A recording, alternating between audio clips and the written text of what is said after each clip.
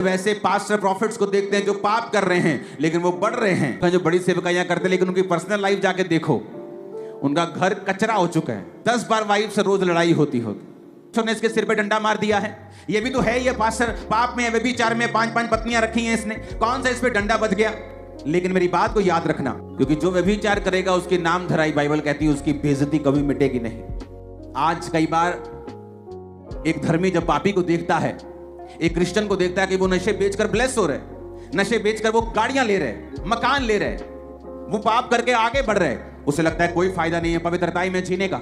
ये देखो, ये भी तो है, ये कौन सा परमेश्वर ने इसके सिर पे डंडा मार दिया है। ये भी तो है, ये पास्टर पाप में, व्यभिचार में 5-5 पत्नियां रखी हैं इसने, कौन सा इस पे डंडा बच गया। लेकिन मेरी बात को याद रखना, दुनिया के सामने आप सक्सेसफुल हो सकते हैं, लेकिन अंदर आप परमेश्वर के सामने क्या है ये आप जानते हैं। लेकिन मेरी बात को याद रखना, अब अपना शरीर जो है परमेश्वर को देते हैं और वो आपके शरीर का इस्तेमाल करता है। किस तरह से? आप प्रार्थना करना शुरू करते हैं, आपको पता चलता है कि आप एक जीवित चर्च के एक मेंबर हैं, आप उसका एक हिस्सा हैं, और आप जब चर्च में जाते हैं तो उस हिसाब से परमेश्वर आपको प्रार्थना करने के लिए कहता है। और जब आप प्रेयर करना स्टार्ट करते हैं, परमेश्वर आपको बरकत देता है, क्योंकि यही आपके बुलाने का परमेश्वर का मकसद है।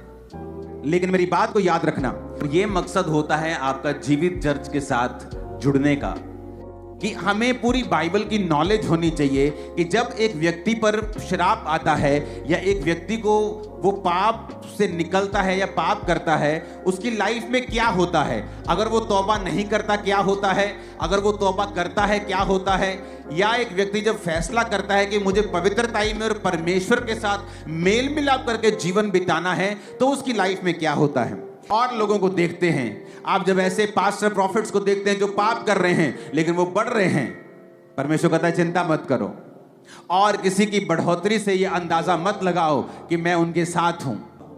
बाइबल कहती है परमेश्वर धीरजवंत है।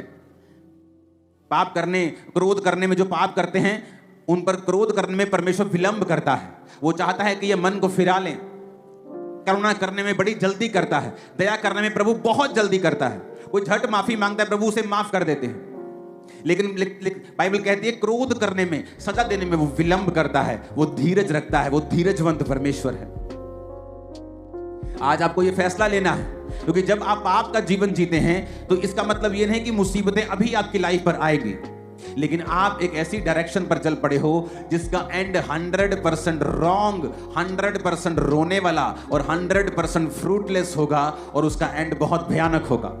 लेकिन आज जो लोग पवित्रताई में जीवन जी रहे हैं, उन्हें लगता है कि पवित्रताई में जीने का क्या फायदा है, पवित्रताई में जीने का कोई फायदा नहीं। लेकिन जब साल बीतते जाते हैं, महीने बीतते जाते हैं, और जो रिजल्ट फिर आपकी लाइफ में आता है, मैं आपको बोल रहा हूं, जितने दिन यहां बैठे हैं, आपके वंश, आपकी पीढ़ी दर पीढ़ी आपके पवित्रताई के सामर्थ्य को देखेगी, और एक बड़ा रिजल्ट उनकी जिंदगी में होगा।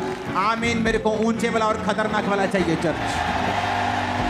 हालेलुया। ऊंची आवाज में हालेलुया बोलो जरा। बाइबल कहती है आज भी शरीर से जन्मा हुआ आत्मा के जन्मे हुओं को सताता है। आप दो सगे भाई भी क्यों ना हो, और अगर एक शरीर से जन्मा है, यानी आपका वो भाई जो परमेश्वर से अभी तक नहीं जन्मा, आप जो आत्मा से जन्मे हैं, यानी आपका नया जन्म हो चुका है, आपने बपतिस्मा ले लिया रूह के द्वारा, पवित्र आत्मा के द्वारा आप जन्मे हैं, तो लिखा आज भी शरीर का जन्मा आत्मा के जन्मे हुए को सताता है। वो सगे भाई क्यों ना हो, लेकिन वो सताते हैं एक दूसरे को यीशु मसीह के नाम के कारण। कहां से निकला मिस्र? तब तो दुनिया में कोई जाति नहीं थी। वचन कहता है कि ये सारे बच्चे जो आज पाप में जीवन बिताना बड़ा आसान है, किसी को मालूम नहीं होगा कि आप अंदर घुस के क्या कर रहे हैं, लेकिन इसका मतलब ये नहीं तभी गुनाह का रिजल्ट आएगा या तभी आप डाउन होंगे, इसका मतलब ये नहीं है। कई बार एक व्यक्ति पाप में हो सकता है और अगले 5-6 साल बड़ी आशीषें उसकी जिंदगी में आए, और वो सोचता है शायद परमेश्वर ने इसे अप्रूव कर दिया है या परमेश्वर इन चीजों की परवाह नहीं करता है, लेकिन ऐसा नहीं है। वचन आसमान में, बाइबल कहती है, ताया हुआ वचन सिद्ध किया हुआ है।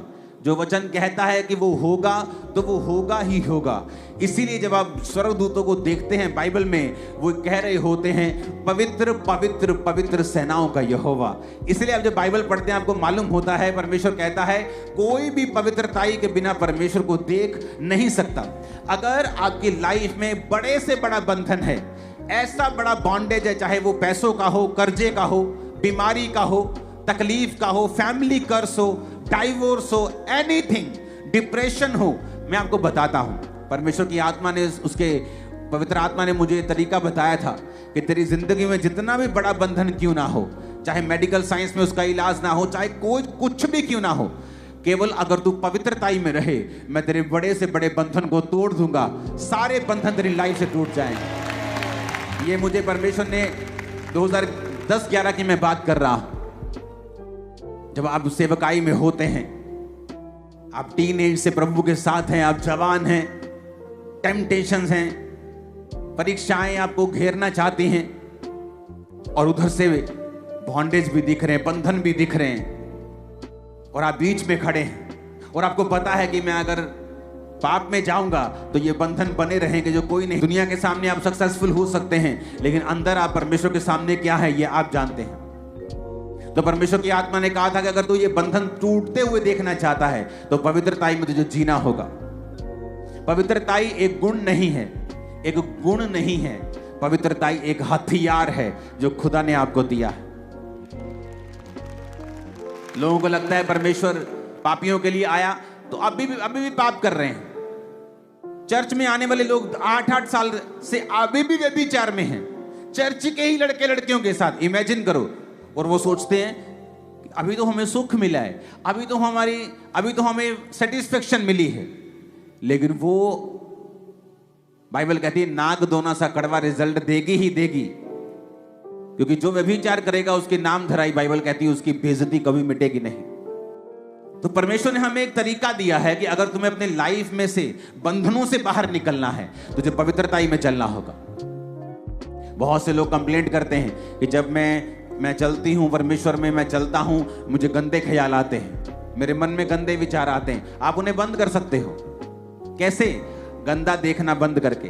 अपने मोबाइल पर गंदा देखना बंद कर दीजिए, सामने लाइव गंदा देखना बंद कर दीजिए। शैतान के अटैक आप पर कम होते होते पूरी तरह से बंद हो जाएंगे, आप इस चीज से पूरी तरह से फ्री हो जाएंगे। और जब आप व्यभिचार से, पाप से, इस गंदगी से और पाप के विचारों से, चोरी से, इस सारी चीजों से फ्री हो गए, तब आपकी लाइफ एक ऐसी तरह से सेटल हो जाएगी कि आपकी लाइफ में सामने बड़ा पहाड़ भी क्यों ना हो, मैं आपको बता रहा हूं परमेश्वर खंड खंड टुकड़े टुकड़े उसके कर देगा। मेरी लाइफ, ये नोट कर लो, मेरी लाइफ की टेस्टिमनी है, खत्म कर देगा परमेश्वर उसको। वो कितना बड़ा बंधन क्यों ना हो, सदियों से चलता क्यों ना आ रहा हो, आपके वंशों से चलता क्यों ना आ रहा हो, आपकी नानी, आपके माँ, आपके फैमिली के जो माता हैं, आपकी नानी हैं, डाइवोर्स या फैमिली इश्यूज या मैरिटल प्रॉब्लम चली हैं, आपकी लाइफ में हो रहा है, जस्ट पवित्रताई में जीना शुरू कर दो। इसलिए तो परमेश्वर ने कहा कोई पवित्रताई के बिना मुझे देख नहीं पाएगा। इसलिए दूत कहते हैं पवित्र पवित्र पवित्र, क्योंकि पवित्रताई एक हथियार है, एक वेपन है आपके पास। आप इस वेपन को यूज कर सकते हो शैतान के खिलाफ, उसके किंगडम के खिलाफ। आप देखोगे पवित्रताई में जीने वाले लोग, परमेश्वर ने कहा मैं दुश्मनों के गढ़ में तुझे बढ़ाऊंगा और कोई तुझे टच नहीं कर पाएगा, कोई तुझे छू नहीं पाएगा।